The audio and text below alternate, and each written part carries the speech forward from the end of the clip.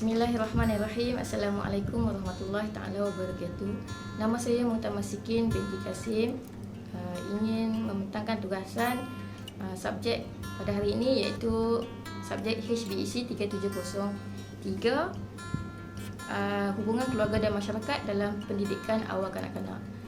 Jadi tugasan yang ingin saya bentangkan iaitu tentang faedah pelibatan ibu bapa dan komuniti dalam pendidikan awal kanak-kanak. Jadi video yang saya rakam sekarang ini ialah untuk membentangkan kertas kerja tentang pelibatan ketiga-tiga hubungan ini. Jadi yang pertama, saya memilih tajuk Hari Sukanika Sekolah dan juga Hari Keluarga, di mana dapat dilihat di situ Sukanika dan Hari Keluarga dan juga penglibatan komuniti di sekeliling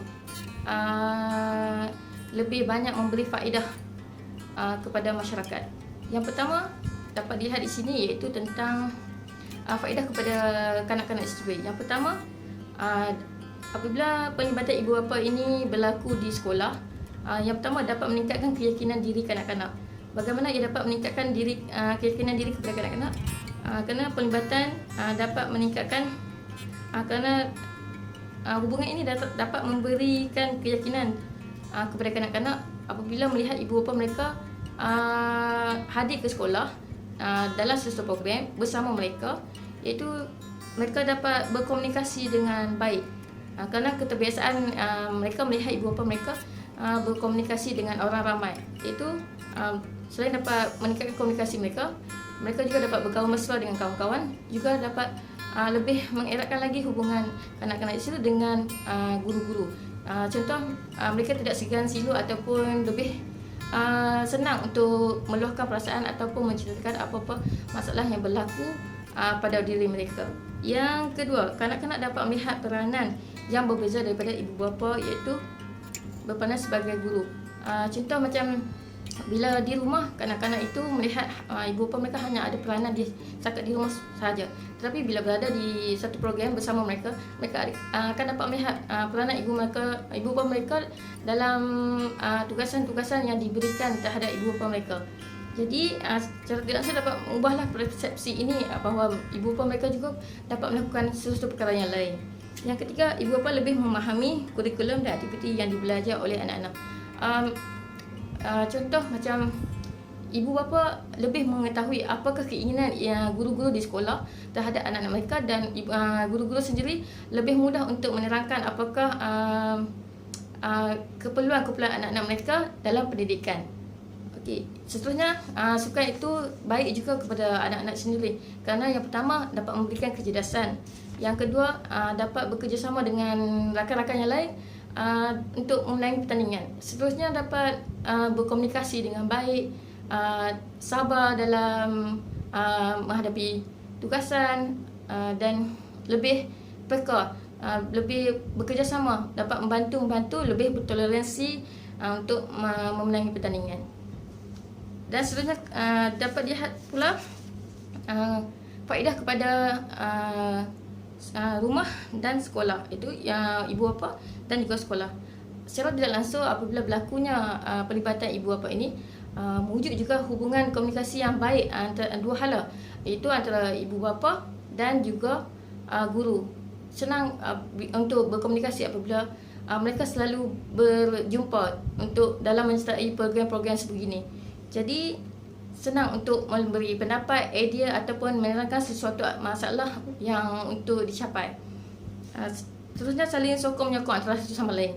Maksudnya jika berlaku selisih faham ataupun pendapat, mereka kedua-dua komunikasi ini akan duduk berbincang macam mana untuk menghadapi sesuatu masalah itu tersebut.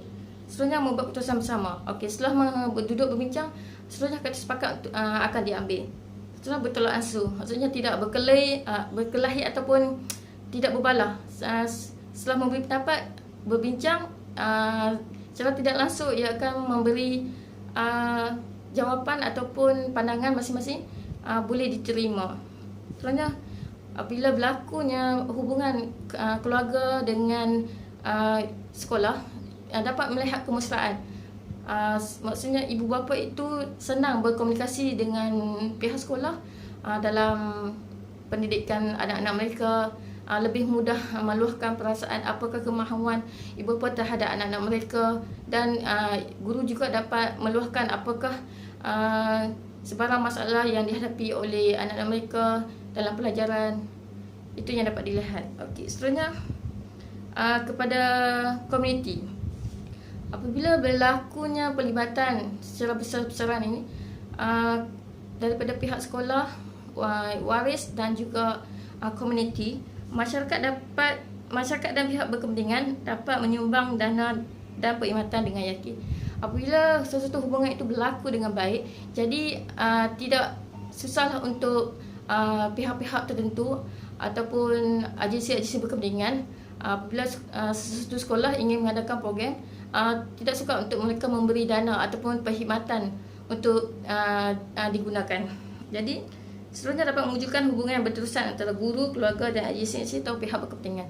Maksudnya hubungan yang baik itu akan dibawa terus ke masa hadapan dan menyediakan murid dan keluarga kepada kemudahan program dan perkhidmatan. Okey, senanglah jika kita mengadakan suatu program. Contohnya kita akan mudah untuk meminta komuniti luar untuk mengadakan program di sekolah kita. Contohnya seperti bomba. Senang untuk kita pergi berurusan dengan bomba untuk hadir ke sekolah kita untuk menjalankan demonstrasi. Contohnya cara madam api dan sebagainya.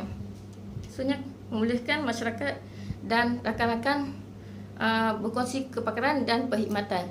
Contohnya jika ada waris ataupun pihak luar yang pandai tentang seni pembinaan, jadi tidak salah jika kemahiran itu digunakan di sekolah, contohnya untuk mencantikkan kawasan sekolah. Jadi pada kepakaran di luar itu dapat digunakan dalam sekolah untuk memberi kecantikan ataupun keselesaan yang lebih kepada sekolah.